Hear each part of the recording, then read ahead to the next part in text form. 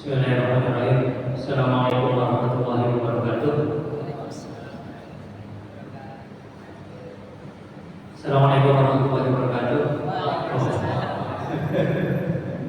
Ini udah setengah, baterainya udah mulai ngedrop. Alhamdulillahirrahmanirrahim. Wassalatu wassalamu ala habibina nabi Muhammad sallallahu alaihi wasallam wa ala alihi wa ashabihi wa man jahada fi sabilillah ila yaumiddin. Asyhadu an la ilaha illallah wahdahu la syarika lah. Bapak Ibu dan hadirin yang berbahagia, alhamdulillah malam ini masih berlanjut azam kita untuk senantiasa menahan diri, memaksakan diri kita untuk bisa terjaga, senantiasa terjaga di malam hari dengan beragam keletihan dan kelelahan kita ya. Mudah-mudahan ini menjadi pematas kita dari Allah Subhanahu wa taala sebagai hamba yang senantiasa berharap mendapatkan bonus besar di asrul awakhir, yaitu malam qadar di Lailatul Qadar. Dan alhamdulillah malam ini kita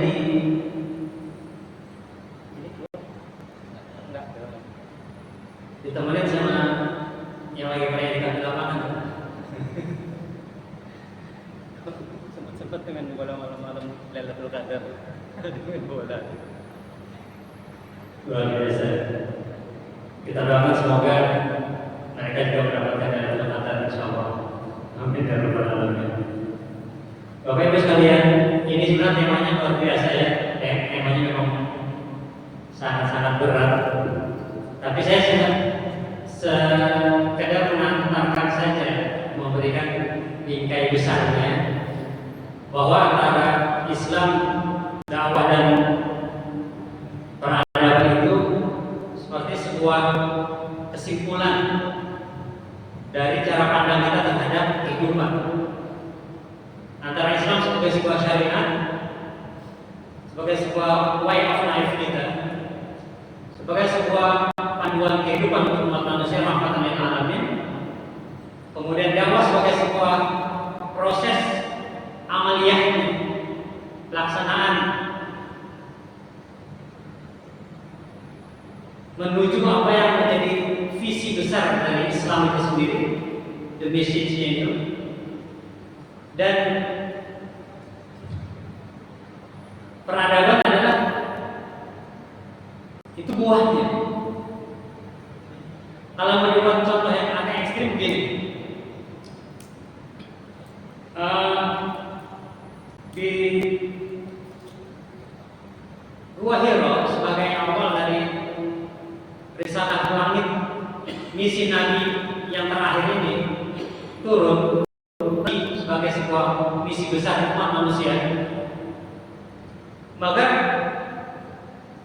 kita melompat langsung ke kira-kira sekitar 15 tahun kemudian, ya kira-kira di masa tahun ke-2 atau ke-3 Hijrah, ya di Madinah. Dari mulai betapa Nabi sendirian di Gua Hiro menyepi, mencari sebuah solusi dari apa yang dia rasakan di masyarakat Quraisy saat itu.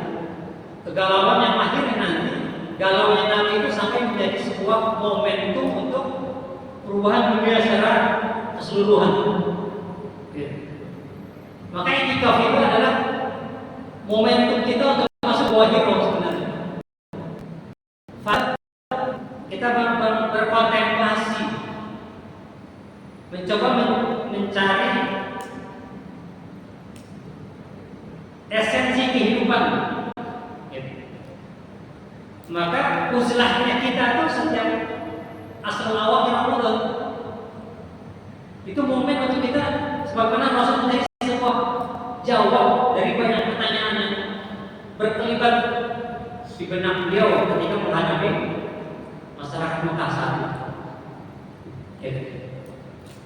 Maka ini momen luar biasa, mau masuk gua, kita menyepi, kita mencoba meninggalkan materi, kita mencoba menggapai kesejatian diri kita. Kesejatian diri yang visi besar risalah itu adalah nanti ujungnya kalau udah bicara masalah peradaban, sesuatu yang nggak kepikiran sama logika. Kita berbicara masalah surga nih, yang lebih panjang lagi wala air wala wujud sampai belum, tapi peradaban aja itu sudah melahirkan karya-karya materi yang gak pernah kepikiran sebelumnya. Gitu. Yang paling gampang kalau mau lompat kita ngomongin peradaban, sabun. Sabun itu buah dari sebuah proses keislaman di mana syariat menyuruh kita bersih-bersih, wudu, mandi, siwak, ya kan? Ketemulah ada produk sabun. Itu sederhana banget, tapi sangat rugen, sangat penting dalam kehidupan manusia. Sampai sabun itu as-sabun itu berasal dari Arab, dari bahasa Arab. Yang sampai hari ini kita pakai. Yang Ustaz, yang Papua aja, Ustaz di Papua yang dia dalam Fauzan ya, Fauzan. Dia dakwahnya modal sabun, dakwah ke pedalaman di bawah sabun, cerita tentang visi kehidupan diterima semuanya pakai sabun. Sementara dia misionaris nyuruh mereka melumuri badannya dengan lemak babi dan dipertahankan profil mereka akan menjadi daya tarik kekhasan sebuah peradaban primitif yang ada di abad modern. Jadi mahal untuk dijual keluar. Nah, Raja Louis XIV itu raja paling keren di Prancis. Konon katanya cuma 4 kali mandi, dia 3 kali dalam seumur hidupnya. Ketika nikah, ketika nyakar jadi raja, ketika mau meninggal. Bayangin, bahkan dalam cerita bagaimana bangsa-bangsa Eropa itu berkenalan dengan sabun itu orang-orang. Ini bicara masalah bagaimana Islam yang awalnya secara tadi di sebuah ruang gelap, sunyi, akan masuk ke wilayah yang berabad kemudian ada di situ, yang mengangkat sebuah nilai kemanusiaan yang nggak kebayang. Sehebat-hebatnya Romawi, sehebat-hebatnya Persia, sehebat-hebatnya budaya peradaban sebelumnya nggak pernah nyentuh, nggak pernah ada nih yang kayak peradaban Islam, kalau hadarah Islam itu. Gitu. Nah, sebenarnya ada 3 tema besar. Pertama masalah Islam, kedua masalah dakwah, 3 masalah peradaban. Ini kalau disusun masing-masing, al-Islam ini 8 SKS. Ya kan? Ada dakwah 4 SKS. Ya. Kalau hadarah lebih banyak lagi nih pada sana. Ini memang bahasa sangat berat buat dia. Tapi kita mau ringanin aja. Ya. Kita bicara masalah bagaimana Allah Subhanahu wa taala merancang betul sebuah syariat, sebuah misi terakhir untuk Rasulullah SAW yang dia punya kekhasan tersendiri kan. Syariat Islam punya kekhasan tersendiri yang nggak pernah ada dalam syariat sebelumnya. Ya. Apa di antaranya? Di antaranya syumuliyahnya, ya karakternya gitu. Kedua, khuludiyah, khulud, khalidah, abadi. Syaratnya abadi. Jadi dari dulu sampai sekarang sampai nanti hari kiamat dia tetap update, up to date, dia tetap bisa menjawab masalah nanti yang akan timbul. Masalah apapun yang timbul, kalau Allah takdirkan sekian abad lagi baru terjadi kiamat, anggap misalnya 5 abad lagi, 500 tahun lagi, pastilah ada perkembangan teknologi kayak sekarang, pasti akan banyak masalah-masalah baru. Sekarang ini kita udah dilagapan, ya, dilagapan ngikutin perkembangan. Maka kita coba melihat bagaimana seharusnya kita bersikap dalam konteks apa, dalam konteks kita sebagai seorang muslim, gitu. Dan akhirnya nanti kita ingin mengantarkan dalam kondisi kayak sekarang, takdir kita sekarang kita berada pada fase yang Islam nggak baik-baik saja, kita juga nggak baik-baik saja. Kita mengenal Islam sebagai sebuah way of life, sebagai sebuah al-Islam yang walayullah, hebat dan tinggi. Itu sebagai sebuah nilai doang, nggak kelihatan, bumbunya nggak kelihatan. Gitu. Sebagai sebuah keyakinan, oke, tapi sebagai sebuah sistem hidup, kita susah untuk bilang ada satu masyarakat yang mengamalkan Islam full gitu, dan itu merepresentasikan nilai-nilai kuntum khairu ummatin ukhrijat linnas. Di mana? Nggak ada. Kalau kita tunjuk, belum ada. Sampai saya berpikir dalam imajinasi, kalaulah saya sempat hadir pada saat kejayaan Islam di Abbasiyah, di Baghdad, mungkin saya udah bisa bersaing dengan para ilmuwan saat itu. Karena saya tumbuh lahir di situ, yang semangatnya adalah semangat mencari ilmu, ulama ada di mana-mana, ulama ada, fasilitas ada semua. Yang kan kita putra mahkota dari Eropa, orang-orang kaya orang dari Eropa pada datang ke Baghdad, ngapain? Belajar. Pada datang ke Cordoba, ke Spanyol, ke Mesir, karena memang jadi pusat peradaban. Kebanyakan nggak kalau kita hadir di situ, gitu. Mungkin Pak dosen, Pak dokter nggak ada apa-apanya, gitu. Kenapa? Mereka nggak pakai gelar, S1, S2, S3 atau profesor sekalipun, tapi karya mereka, ledakan potensi keilmuan mereka itu udah unlimited, gitu. Rata-rata hafal Quran, rata-rata bisa astronomi, rata-rata bisa fisika, rata-rata bisa sastra, rata-rata bisa hadis, kayak gitu. Karena kondisinya begitu kondusif. Jadi kalau sekarang kita ketemu sama teman yang masih ngomongin masalah bid'ah, kunut, ya, atau khilaf-khilaf yang lain, mikirnya kalau kita hadir di saat itu, ini udah gak akan jadi bahasan kita. Yang kayak ini udah gak jadi bahasan kita. Gitu. Kan gini hari bisa dibilang kultur bid'ah. Saya ada yang bilang yang furu-furu itu menjadi sesuatu yang menjadi pembicaraan yang berat gitu. Padahal furu itu ringan-ringan aja seharusnya. Gitu. Kebayang nggak kalau bisa kita hadir di masyarakat yang waktu itu peradaban yang sudah sampai ke level tertinggi. Karena dia memang grafiknya begitu.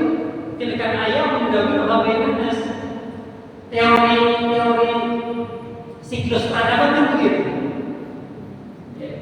Dari masa keterpurukan, nanti ada masa kesadaran, ada masa perjuangan, masa kejayaan lagi. Kalau udah jaya, lalai lagi, sadar lagi, begitu terus. Siklus peradaban menurut Ibnu Khaldun modelnya kan selalu begitu. Itu makna dari tilkal ayyam nudawwiluha, kami pergilirkan peradaban itu pada umat manusia. Gitu. Jadi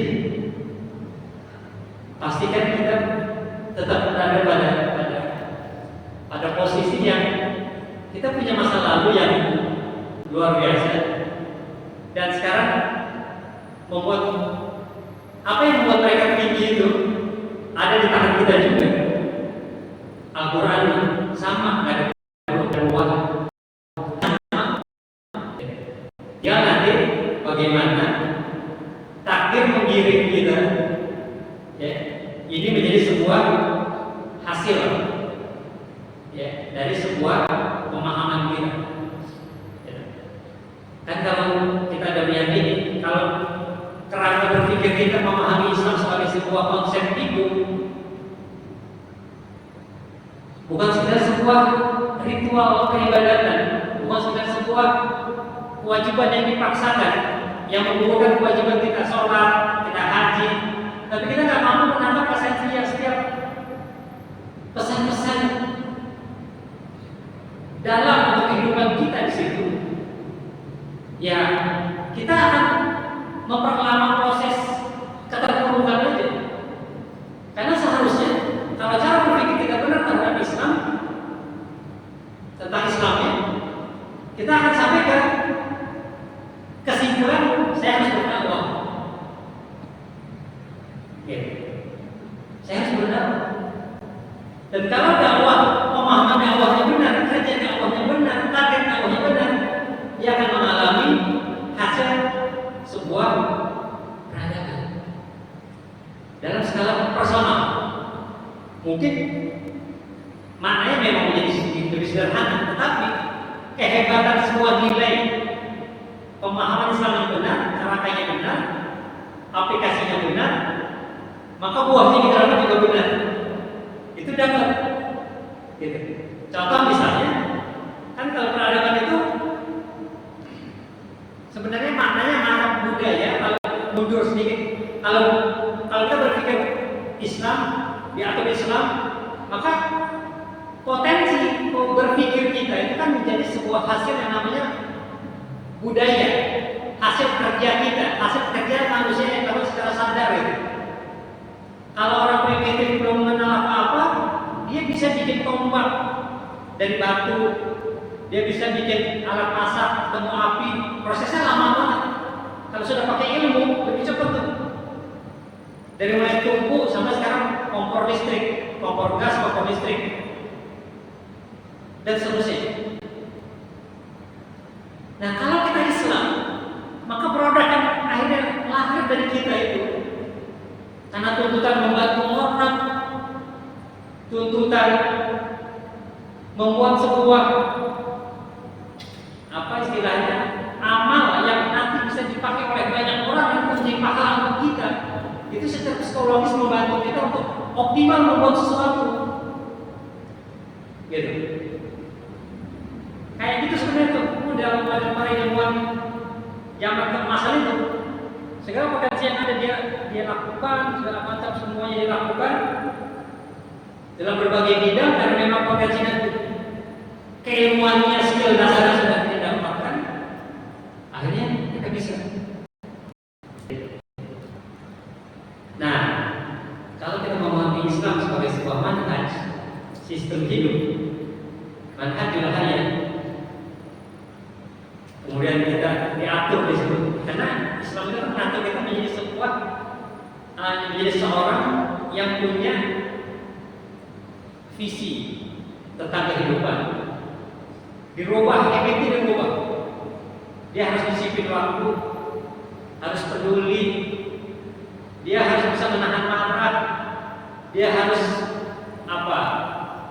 Talabul ilmi faidatun, selalu belajar. Dia harus seorang yang membawa kampak ke hutan mencari kayu, artinya mencari maisha. Dilatih itu oleh syariat untuk dia menjadi pribadi yang berbeda. Coba kalau kita baca para sahabat itu, perubahan mereka, karakternya berbeda, amalannya berbeda, dan tidak semua dokumen materi, enggak dokumen materi, tapi cara pandangnya yang benar terhadap kehidupan. Ya, karena ada orang yang bablas itu mengukur kehidupan dengan materi, keliru. Gitu. Karena memang nggak semua orang dapat materi yang sama. Bagaimana kaidah kita pahami dalam takdir rezeki. Rezeki itu udah dikasih sama Allah. Belum akan selesai jatah rezekinya sebelum dia nggak akan meninggal sebelum rezekinya datang semua ke dia. Karena rezeki ada yang rizqu rizqani, ya kan? Rezeki ada dua. Ya. Ada yang rezeki kita cari, tatlub. Ada rezeki yang yatlub. Ada rezeki yang kau cari, ada rezeki yang mencarimu. Ya, ada rezeki yang kita cari, ada rezeki yang mencari kita. Itu akan sampai 100% loh. Hasil baru yang ajalnya datang.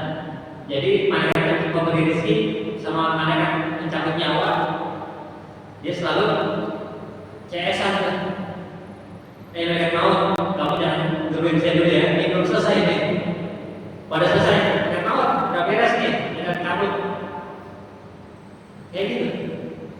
Maka Bapak Ibu hadirin berbahagia, kita mencoba agar apa yang menjadi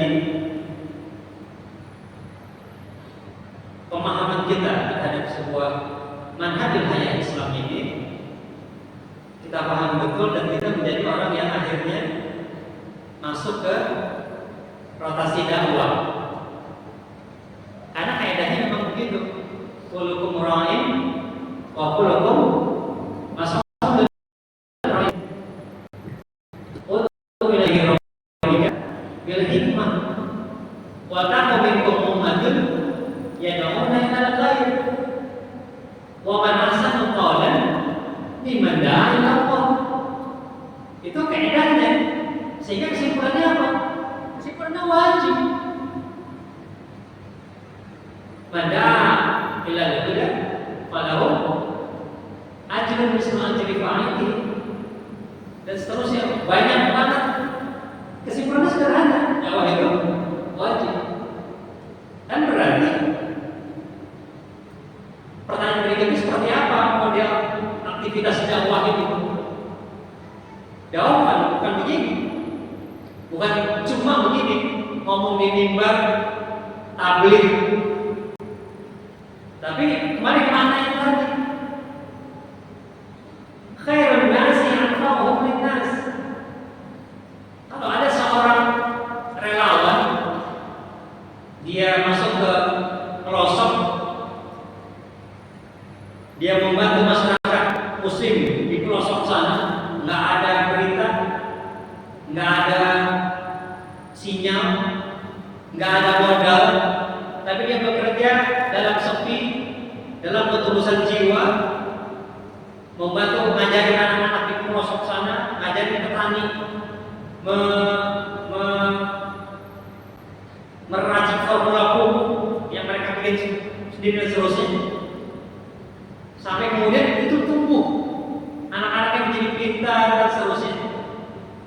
Itu jauh lebih hebat ketimbang seorang ustadz yang mungkin itu lebih hebat dari seorang ustadz yang punya jemaah di mana-mana, punya follower jutaan dan seterusnya.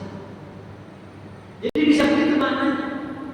Atau seorang kerja, seorang satpam yang dia bekerja dengan standar yang sudah ditentukan begitu kerjaannya, tapi dia tidak melupakan kewajibannya sebagai seorang muslim dan dia berada pada level belajar terus dalam tentang keislamannya. Mungkin dia juga sebagai personal pribadi muslim jauh lebih hebat dari seorang ustaz pribadi ustaz yang setiap hari dia kerjanya tabligh kemana-mana. Ya. Dan bukti lainnya apa? Bukti lainnya tentang betapa dakwah itu adalah menjadi sebuah nilai yang melekat di setiap kita. Karena memang tidak ada lagi nabi berikutnya yang membawa risalah dakwah ini, melanjutkan risalah kenabian, menyambut risalah lain, tidak ada lagi nabi lain. Makanya melekat ke umat, ke kita. Dan hebatnya sekarang kita tinggal di sini, orang Betawi, orang Jakarta pinggiran sampai Nusantara lah. Ada yang dari Bugis, dari Makassar. Cerita Islam masuk Indonesia adalah bukti dari dakwah yang luar biasa dari para pembawa, para dai yang datang berbondong-bondong.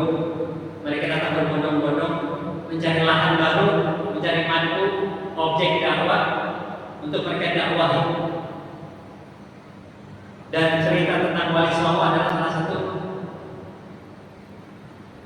masterpiece dari sebuah proses dakwah luar biasa. Gitu. Betapa teraturnya, betapa komprehensifnya, dan seterusnya model dakwah Wali Songo itu. Ini ngomongin dakwah sampai nanti ketika kita masuk ke bagaimana Kiai Ahmad Dahlan akhirnya berinisiatif mendirikan Muhammadiyah sebagai sarana dakwah. Kan pertanyaannya seperti apa samrohnya, hasilnya, prosesnya dan hasilnya sampai sekarang. Maka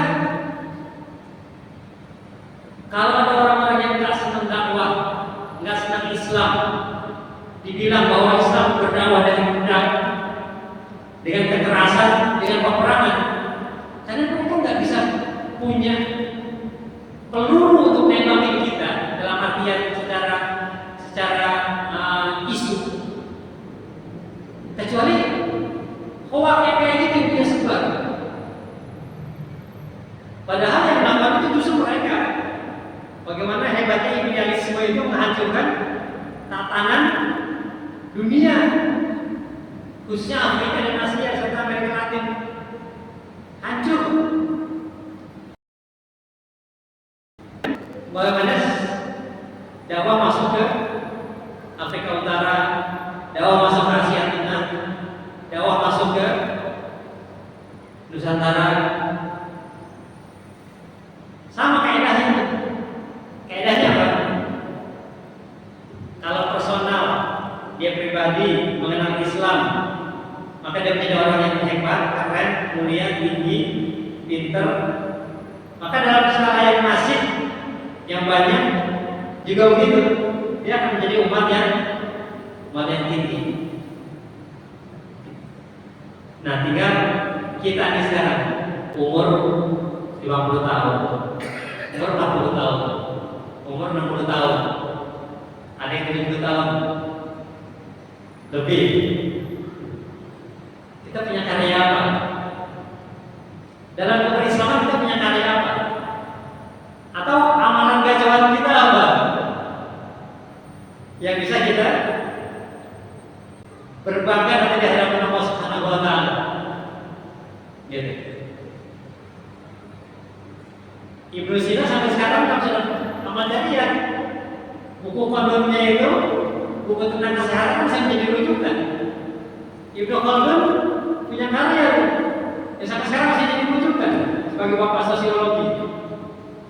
Buah-buahnya Muhammad Al-Fatih, Panglima Perang, sampai sekarang masih mendapatkan amal jariah yang ditahunkannya Konstantinopel. Gitu. Kalau si relawan yang tadi masuk ke daerah terpencil, dia punya karya di seluruh, bisa ngajarin anak petani, ngajarin petani.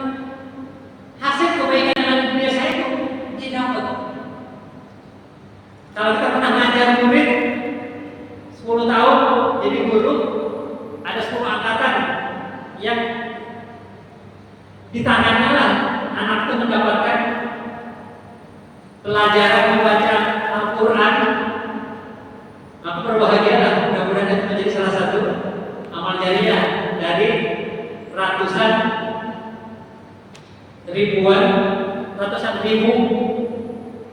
turunan dari anak-anak murid kita yang juga menurutkan kebaikan yang banyak orang lagi. Ya.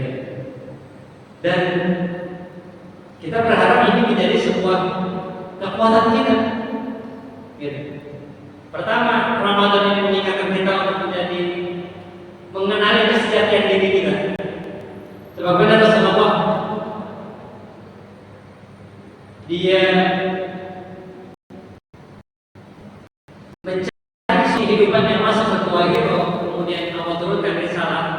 Iqra bismi rabbika. Maka momen itikaf kita, kata Mustafa Asibai, itulah momen kita masuk ke bawah hira, memuhasabah diri kita, mengukur, merancang, membuat strategi kehidupan kita. Apa yang sudah kita dapat, apa yang mau kita raih, dan seterusnya. Sampai ada agenda-agenda menatap ke depan yang mau kita kerjakan. Jadi, nah, Bapak Ibu sekalian, kalau kita masuk ke sebuah wilayah yang jauh lebih strategis, kalau kita ada di antara kita yang misalnya punya anak buah, dia dokter, mungkin ada perawat, ada rekan-rekan dokter. Kalau dia guru, dia punya rekan guru, dia punya murid. Kalau dia manajer, dia punya bawahan dan seterusnya. Maka itu adalah objek dakwah kita.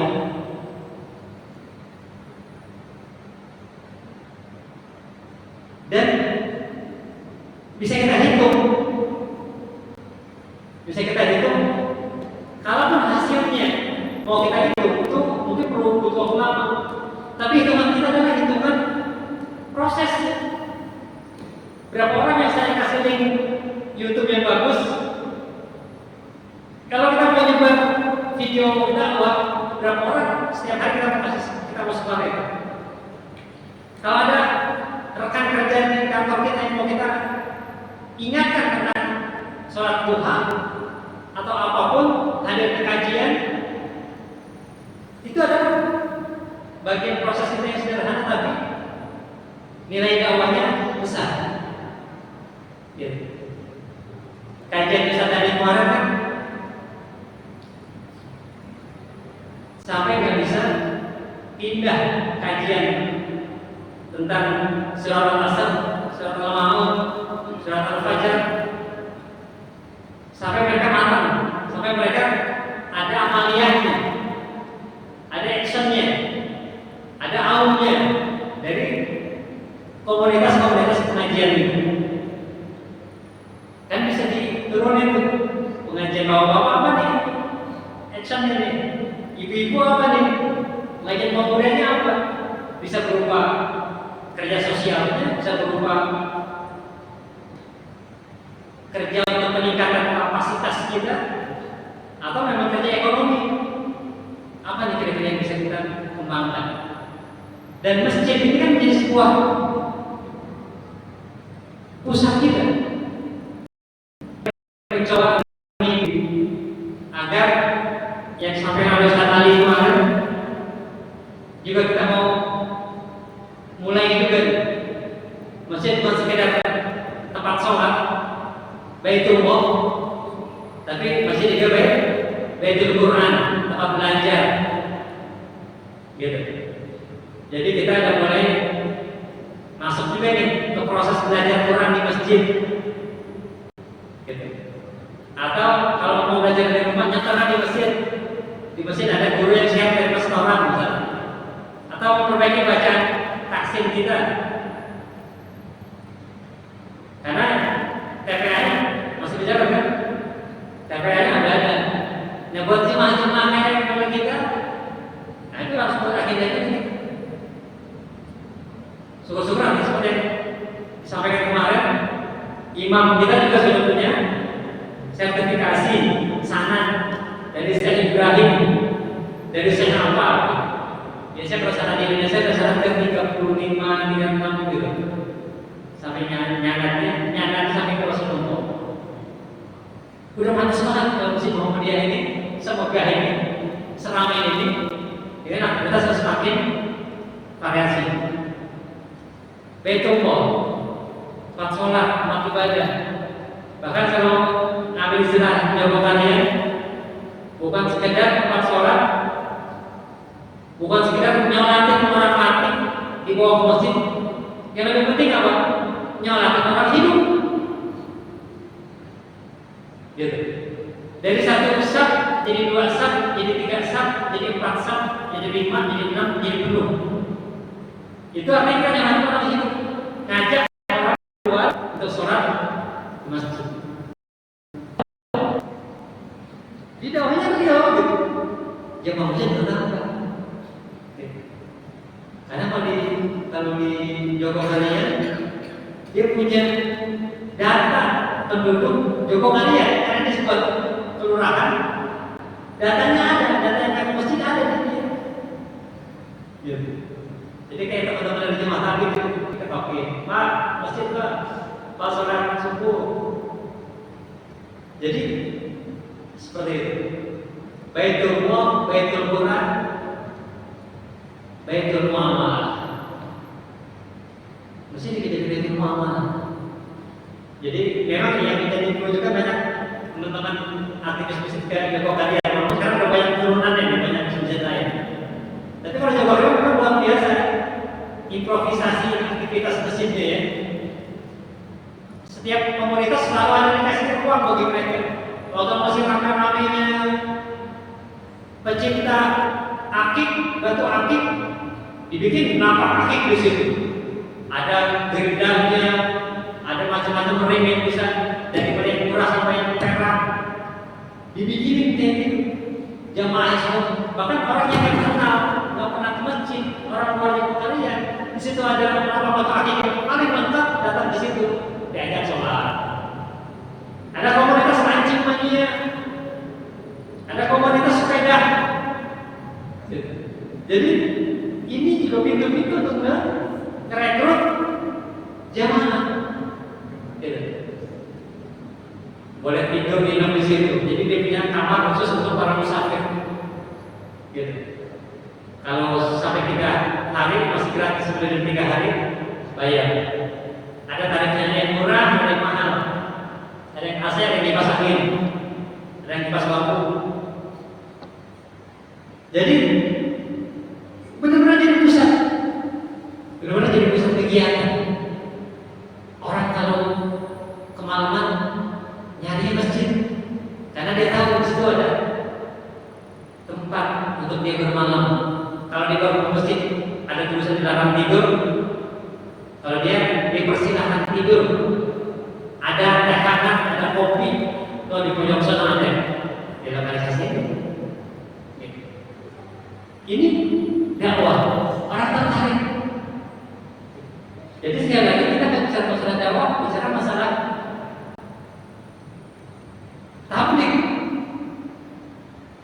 podium, dan seterusnya. Kita bicara masalah kebutuhan kehidupan. Gitu. Kalau kita baca kisah Wali Songo itu luar biasa. Mereka dakwahnya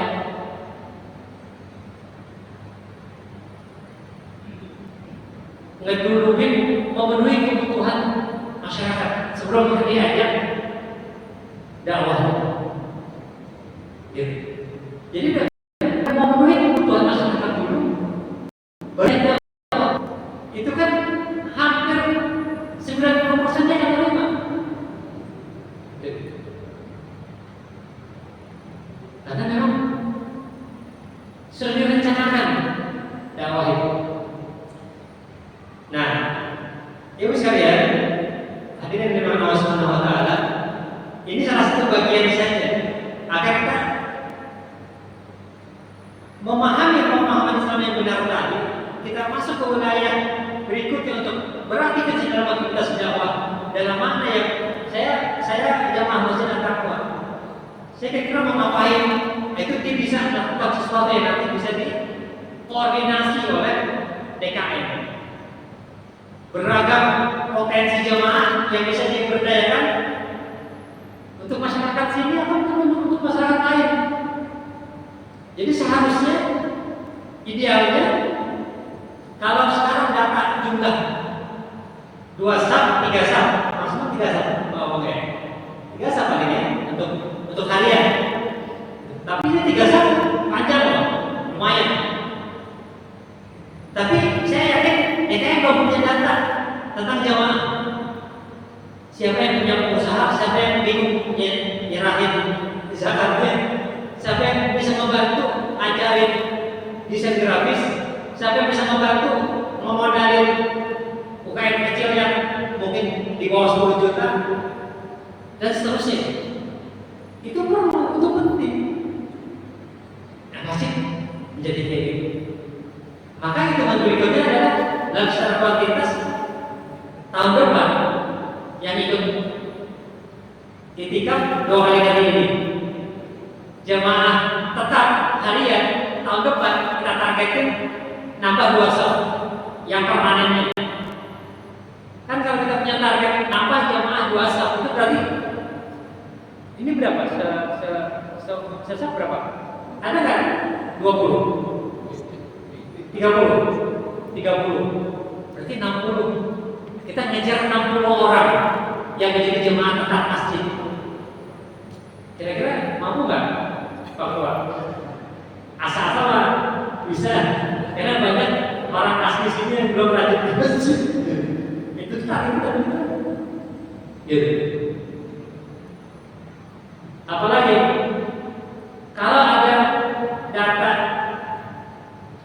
yang setiap tahun kita bantu zakatnya, nah maka masih juga berkewajiban mengambil peran untuk dikasih dia modal, ketimbang setiap tahun dikasih semoga beli beras.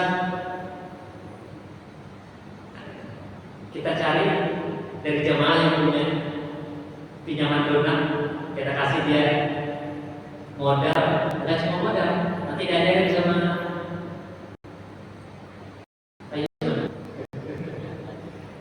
Pak Yusuf cara bisnis baik kayak gimana.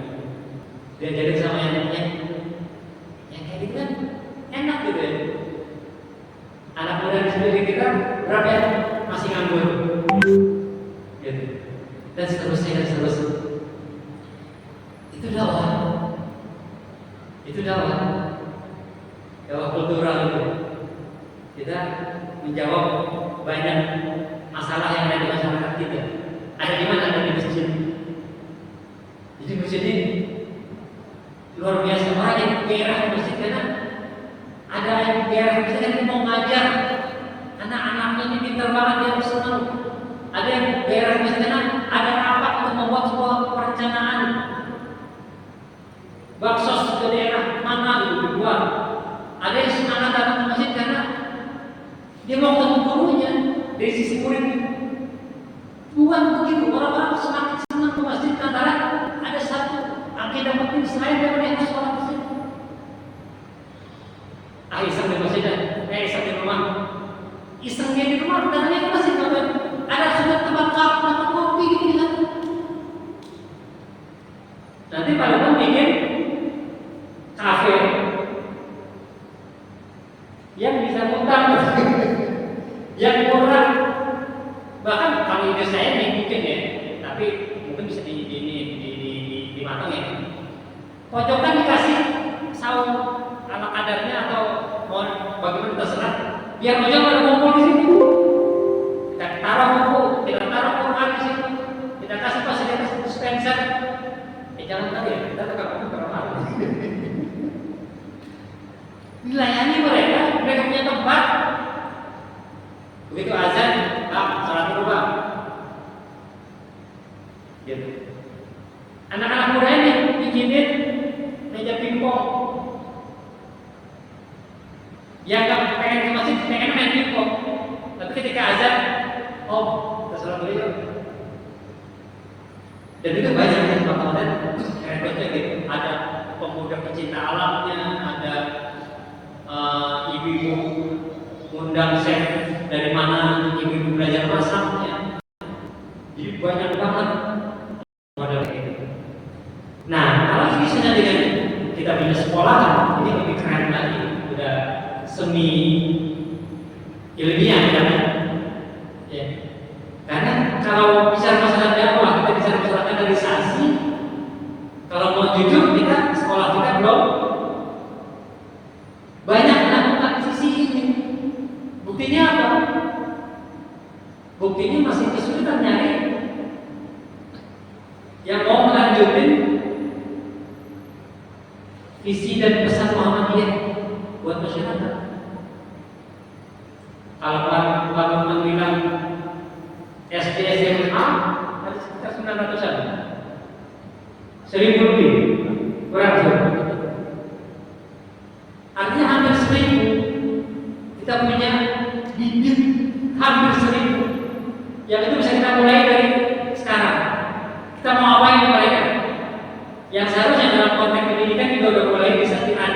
kurikulum terpadu. SD hafal 2 juz dalam kurikulum Quran misalnya. 5 juz SMP, 5 juz SMA, misalnya gitu. Target minimalnya bukan syarat kelulusan, tapi target saja gitu. Dalam konteks bahasa Inggris, lulus SMA berapa ininya?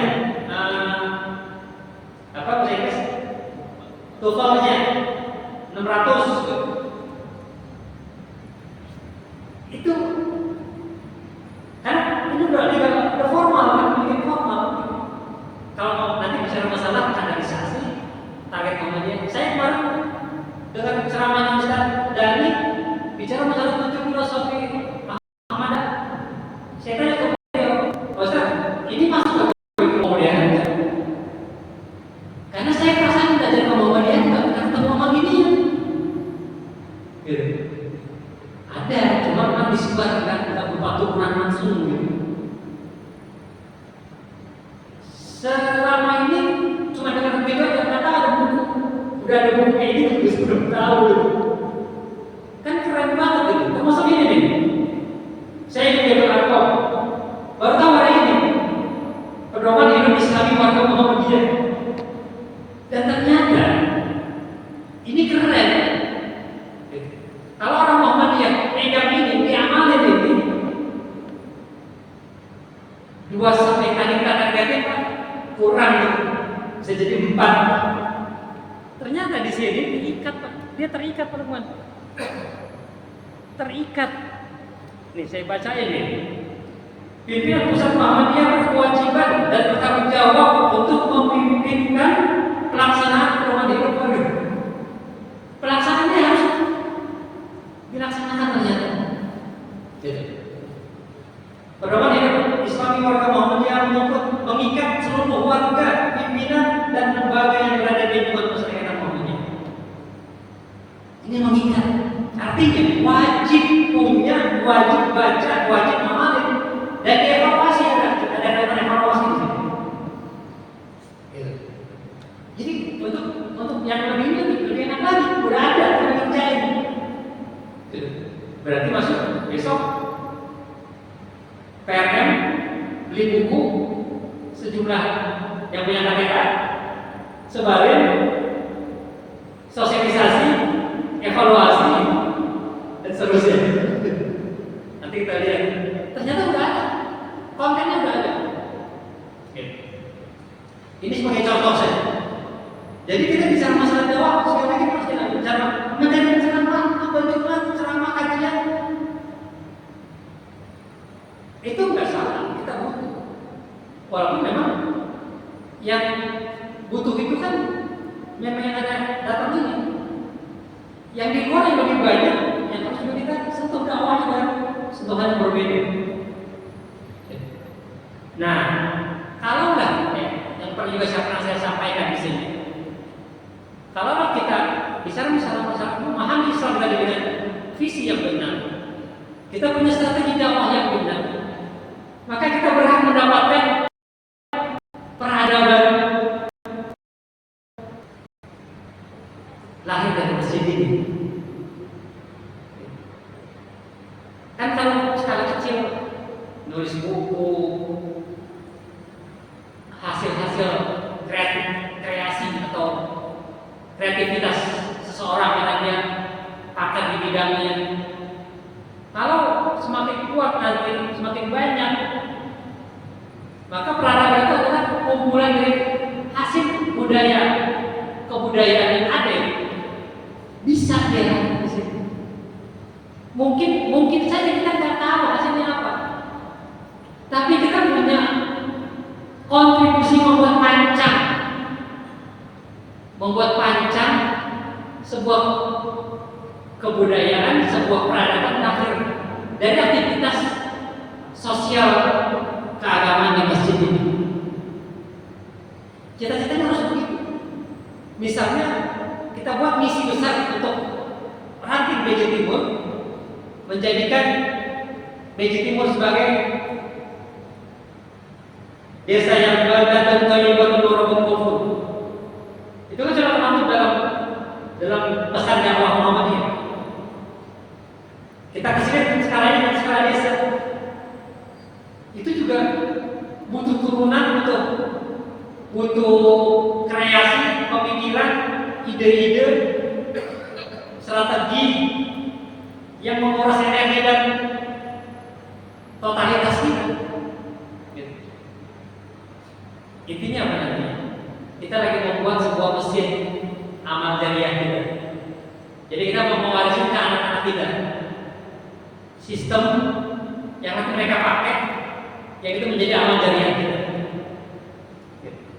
Sesederhana dulu para wakif mewakafkan tanah buat sekolah, buat masjid, yang ketika kita pakai ini, para orang tua kita dulu yang kemarin almarhum sudah mendahului kita, dia mendapatkan kebaikan dari yang bersekolah. Nah, kewajiban kita berikutnya adalah meningkatkan kualitas pendidikan kurikulum sekolah kita, agar setiap lulusan sekolah Muhammadiyah kebaikannya lebih besar lagi.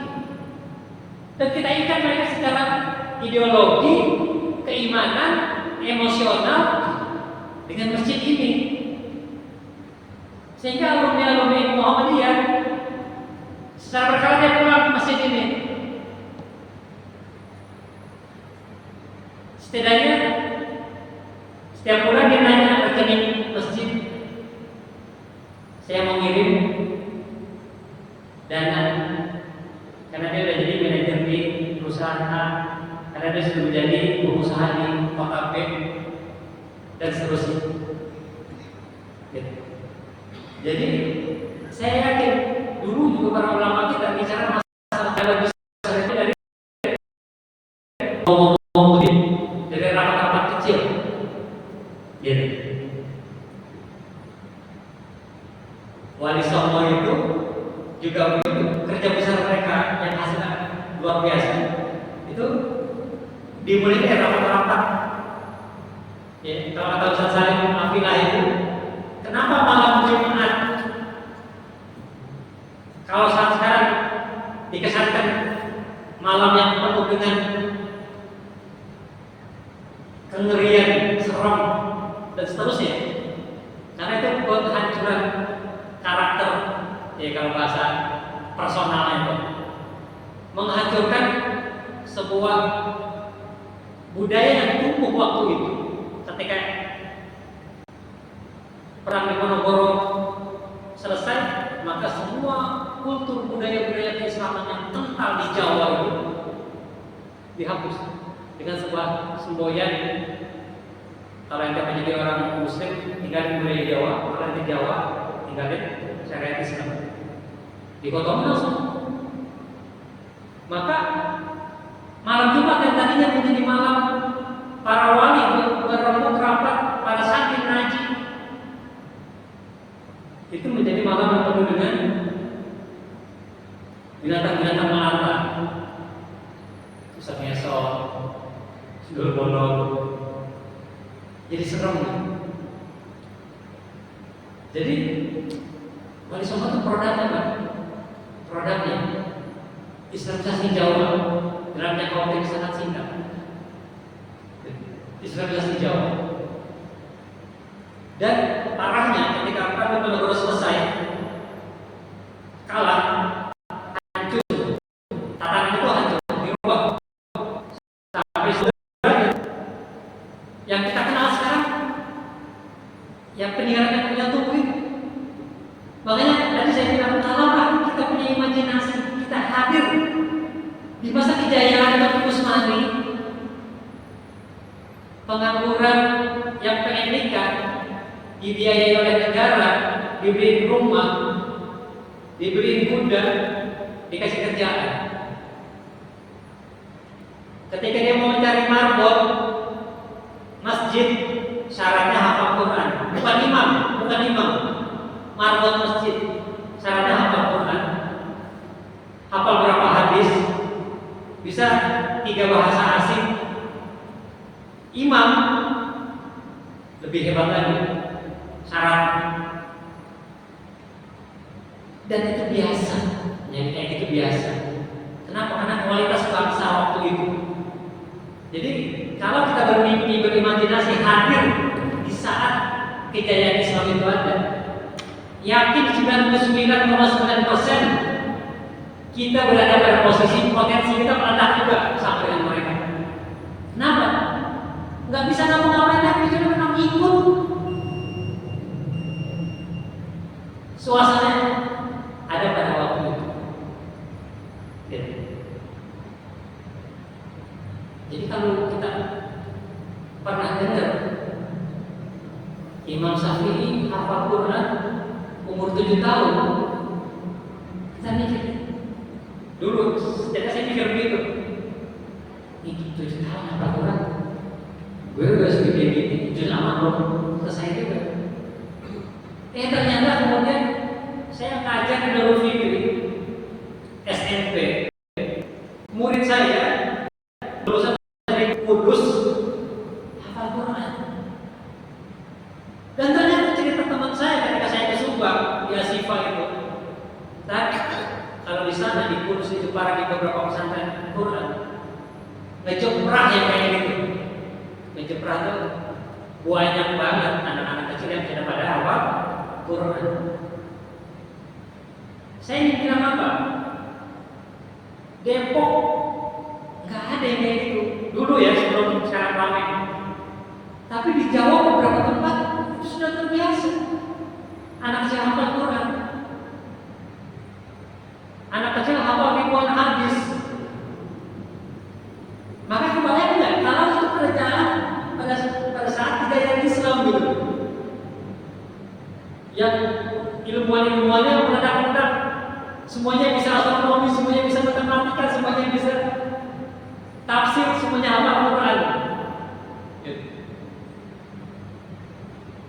Dan kita bermimpi begitu, Qurannya sama, hadisnya sama, memang waktunya nggak sama, mungkin suasananya nggak sama, tapi kalau kita bermimpi, punya niat membentuk itu dari sekarang, bina fardi, kemudian bina usrah, bina keluarga.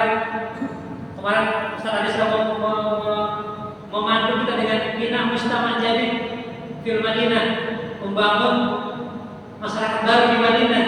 Apa tonggak-tonggaknya, apa strateginya, itu bisa kita pakai lagi sebagai sebuah formula baru untuk kita. Dan sekali lagi, kalaupun masanya sampai kita nikmati hasilnya, kita berkontribusi tercatat di Lauhul Mahfuz, ikut mencatatkan pilar peradaban yang lahir di sini.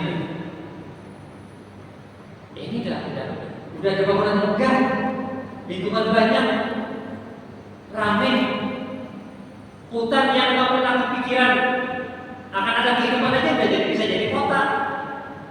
bisa jadi kota, gitu. Kalau memang berjalan baik, IKN tadinya hutan belantara juga akan jadi mercusuar. Kota-kota pesisir yang dulu juga kosong dibikin oleh para ulama jadi kota-kota besar dan seterusnya. Nah, kita udah begini. Mungkin 10 tahun yang akan datang, kalau kita mikir 10 tahun yang akan datang, mungkin ini akan menjadi apa? Kalau kita berpikir sekarang sudah memanjang, maka bangunan peradaban sudah mulai terbentuk. Sudah mulai terbentuk 10 tahun yang akan datang. Mungkin sudah ada berapa lulusan sekolah Quran di sini.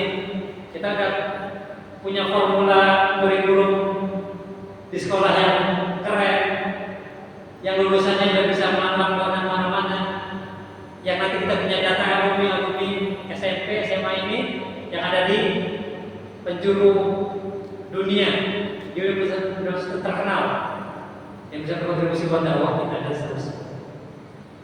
Bapak Ibu yang berbahagia, ini sekali lagi segala sebuah tazkirah, ya,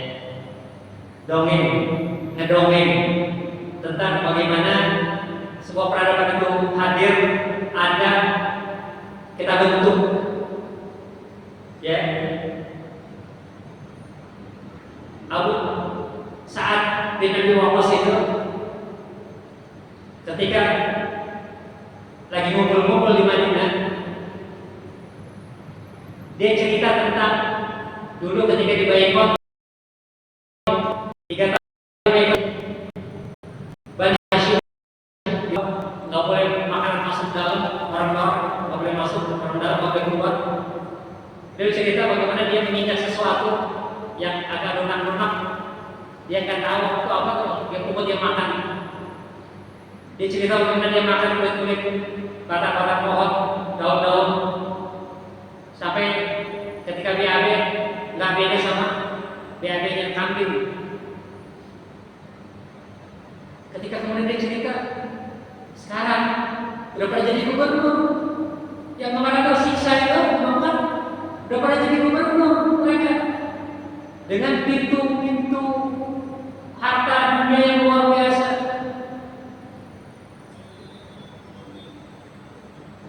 Itu bisa terjadi mungkin. Abdurrahman Ad-Dakhil, satu dari keluarga Bani Umayyah yang tersisa, dikejar oleh Bani Abbasiyah, melarikan diri ke Spanyol, buronan bikin negara. Abdurrahman Ad-Dakhil itu buronan, dikejar oleh Bani Abbasiyah, nyebrang ke lari ke Maroko, nyebrang ke Spanyol, bikin negara di sana. Jadi Daulah Bani Umayyah Barat atau Daulah Bani Umayyah II. Sudah terlalu banyak kita ambil sebagai sebuah formula beramal kita, berdakwah kita. Banyak banget kalau dalam literatur Islam itu yang keren-keren. Yang itu nggak kemungkinan kita bisa bersama dalam ide dan semangatnya itu. Jadi jangan tanggung-tanggung kalau mau bikin visi itu harus menggetarkan jiwa. Visinya menggetarkan jiwa. Jadi kita selalu begitu. Dan itu bagian dari karakter Islam sebenarnya.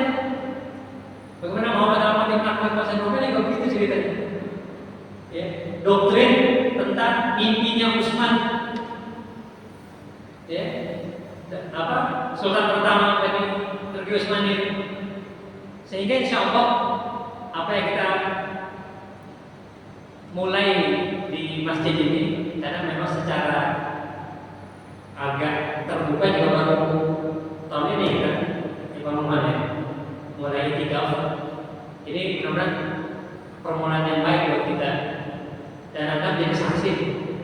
Kita sekarang datang ketika bacaan, sholat, doa, subuh, pulang balik, tapi kita punya misi besar gitu, kita punya misi besar di sini. Ya, Anda mungkin bukan jemaah sini misalnya, ya ada yang berdoa, ada yang bayar, saya baru tahu. Setidaknya ini bukan inspirasi. Nanti bayangkan punya jemaah, punya masjid, jemaah tetap di masjid Anda kan? Ide itu kita kembangin gitu. Joko kalian tuh masjidnya kecil banget Pak, tapi udah mendunia, idenya ini mendunia. Kalau kita studi banding di sana, mungkin juga nggak terlalu menarik, Mendingan ke Atohir, ubah masuk, agak ada hiburan, itu masuk kita kayak musola. Tapi idenya itu mendunia, itu yang keren. Bagaimana mereka membuat program-program, bagaimana mereka menghimpun jemaah, bagaimana mereka berkreasi dengan masyarakat dan seterusnya. Sampai orang muslim ikut dalam aktivitas itu. Ada masyarakat yang memang terlibat di situ. Nah ini menjadi kebaikan buat kita dalam Ramadan ini. Mudah-mudahan Allah senantiasa membimbing kita, memudahkan kita, memberkahi kita, memberikan kita kesehatan, dan diberikan kita juga semangat untuk senantiasa memberikan kontribusi terbaik untuk dakwah kita. Udah cukup malam, mohon maaf jika ada kesalahan dan kesilapannya. Wassalamualaikum warahmatullahi wabarakatuh.